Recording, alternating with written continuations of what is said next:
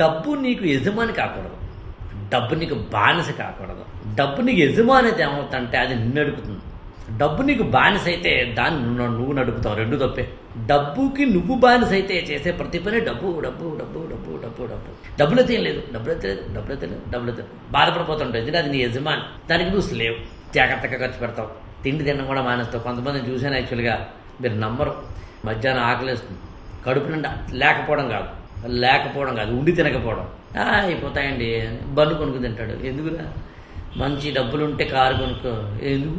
లేకపోతే డబ్బులు లోపల పెట్టుకుని, డబ్బు నీకు బానిస అంటే యజమాని కాకపోతే అప్పుడు నువ్వు డబ్బుని ఎంజాయ్ చేయగలుగుతావు ఉండి. డబ్బుకి నువ్వు బానిస అయిపోయే కాకుండా ఆ డబ్బుని నువ్వు బానిస చేయడం తప్పు. అంటే డబ్బుకి నువ్వు యజమాని అవ్వకూడదు, డబ్బు నువ్వు బానిసం చేయకూడదు. అంటే అర్థం ఏంటి? డబ్బు ఉంది కదా అని ఇష్టం వచ్చి ఖర్చు పెట్టకూడదు. నా దృష్టిలో డబ్బుని ధనలక్ష్మిగా చూసినవాడు గొప్పవాడు. లక్ష్మీదేవిగా చూడాలి. పావలైనా 10 పైసలైనా రూపాయి అయినా జాగ్రత్తగా ఉండాలి, దాన్ని గౌరవించాలి. అంటే డబ్బుకి నువ్వు బానిస కాకూడదు, డబ్బుకి నువ్వు యజమాని కాకూడదు. డబ్బుని చులకనగాను చూడకూడదు, డబ్బుని ఎక్కువగాను చూడకూడదు. సార్ ఇలా చూడకూడదు అని చెప్తున్నారు, సరే, కానీ ఎలా చూడాలో చెప్పండి అంటే, డబ్బుని లవర్గా చూసినాడు క్లవర్. లవర్ అంటే ప్రియుడు లేదా ప్రియురాలు. ఎలా చూస్తాం చూడండి, ప్రియుడు ప్రియురాలు ప్రేమగా చూసుకుంటాం, ఆరాధనగా చూస్తాం, ఆర్ద్రంగా చూస్తాం. ఎప్పుడు ఫోన్ లిఫ్ట్ చేయాలో అప్పుడు ఫోన్ లిఫ్ట్ చేస్తాం, ఎప్పుడు లిఫ్ట్ చేయకూడదు అప్పుడు దూరం పెడతాం.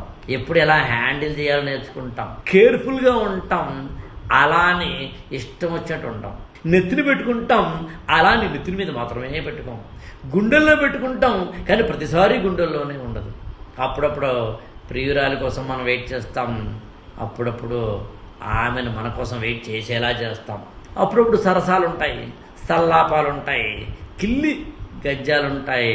అప్పుడప్పుడు కొద్దిగా విగరు పొగరు అన్నీ ఉంటాయి, మధ్య షుగర్తో సహా. డబ్బు నీకు బానిస కాకూడదు, డబ్బు నీకు యజమాని కాకూడదు. డబ్బు నీకు ప్రేమపూర్వకమైన, ఆరాధ్యపూర్వకమైన, ఆర్ద్రపూర్వకమైన ప్రియుడు లేదా ప్రియురాలు కావాలి. అర్థమైన వాళ్ళకి అర్థమైనంత.